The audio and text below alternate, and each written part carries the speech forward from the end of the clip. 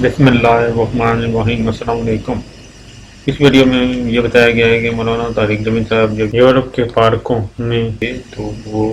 حیران ہے کہ یہاں پر تو کوئی بچے ہی نہیں، بالکل پارک ویران تھے کہ گوروں نے فطرت سے بغاوت کی، انہوں نے نسل کو روکا،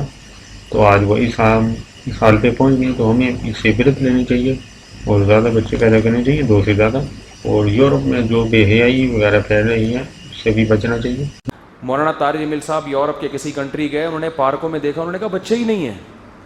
ہم جب پارکوں میں جاتے ہیں کتنا اچھا لگتا ہے نا، مائیں بچوں کو لے کے جھولے جھلا رہی ہیں، کوئی ادھر جائے وہ بچہ ادھر بھاگ رہا ہے اس کو بلا رہی ہیں، رونق ہوتی ہے۔ گوروں کے پارکوں میں آپ کو یہ رونق نظر، وہ مسٹنڈا وہاں بیٹھا ہوا ہوگا کسی مسٹنڈی کے ساتھ، بس ایک شہوتیں ہیں، خواہشات، حرام، اور کچھ بھی نہیں۔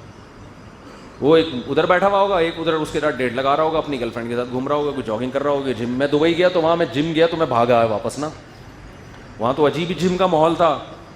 لڑکے لڑکیاں عجیب بےہودہ ڈریس میں ایک دوسرے کو ایکسرسائز کروا رہے ہیں۔ ہمارے یہاں بھی مخلوط جم ہوتے ہیں لیکن اتنے فری نہیں ہوتے کہ لڑکا لڑکی کو اور لڑکی لڑکے کو جم کرا رہی، وہاں تو یہ ہم تو خیر نکل لیے پتلی گلی سے۔ تو آپ جب ہمارے پارکوں میں جاؤ گے آپ کو کیسے پھول جیسے بچے چہچہاتے ہوئے نظر آئیں گے، آپ کو ادھر سے اوپر سے سلائڈوں سے پھسلتا ہوا جا رہا ہے۔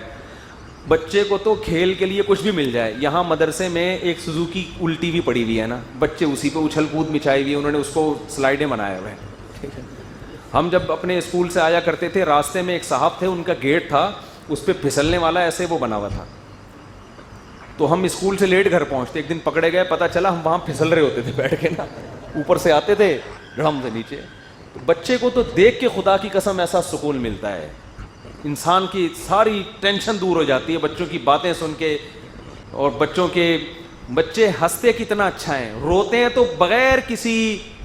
تکلف کے روتے ہیں، یہ بھی ایک اچھی چیز ہے۔ رو رہے ہوں گے، ان کو نہیں پتا رات کے 2:30 بجے یہ رونے کا نہ اسپیڈ صحیح ہے آپ کی، نہ ٹائم صحیح ہے، رو رہا ہے گلے پھاڑ پھاڑ کے، ہمیں تو اس پہ بھی ہنسی آتی ہے، بھائی اس کو کوئی ہوش ہی نہیں ہے کہ یار، بعض دفعہ چھوٹا بچہ رات کو 2:30 بجے اٹھے گا، ایسے کھیلنا کودنا شروع کر دے گا، وہ نہیں دیکھتا 2:30 کب بجتے ہیں، دوپہر 12۔ یہی فطرت کی عکاسی ہے کہ جس حالت میں اللہ نے پیدا کیا اسی میں ہے، تبھی تو حدیث میں آتا ہے ہر بچہ نیچر پہ ہوتا ہے،